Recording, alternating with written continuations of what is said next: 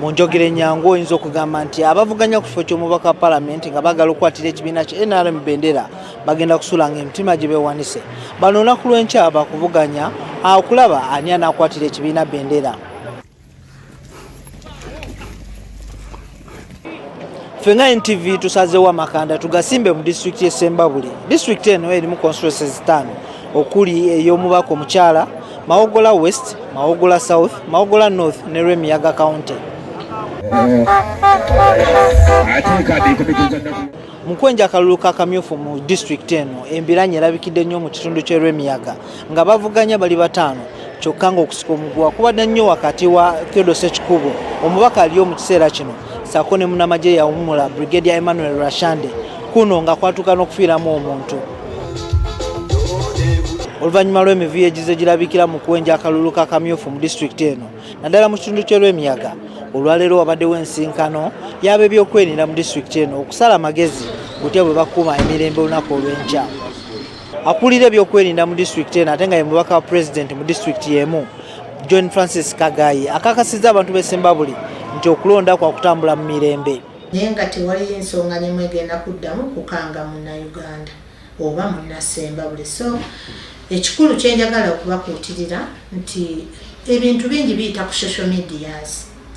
Tujja kuba simanya abamu temujja abantu bajje mu bululu tewagenda kubeera kulwana. Kagayi era asabye abantu okwenyigira mu kulonda kuno watali kutya kubanga akakasa nti ebyo ebyokwerinda bigenda kuba binywevu.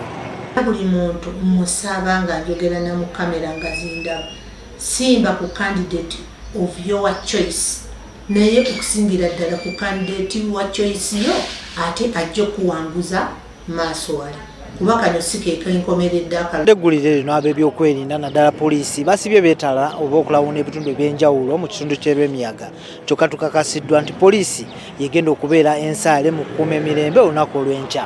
Nawo embeera eri cool.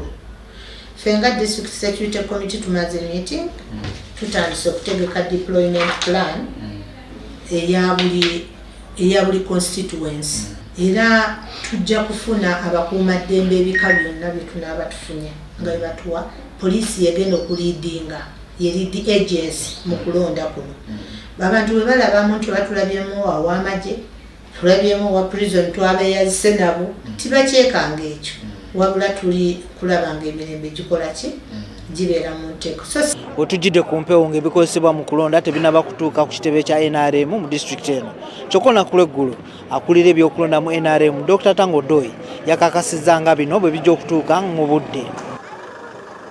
Okusinziira ku nteekateeka z'akakiiko k'ebyokulonda mu NRM okulonda kwa kutandika ku ssaawa 4 kukomekereze ku ssaawa 8 kyokka ebinaaba bivudde mu kulonda ebyenkomeredde bijja kulangirirwa wakati w'essaawa 8 ne 10 ku kitebe kya disitulikiti. Nze Juma Kiria ku NTV wane Ssembabule.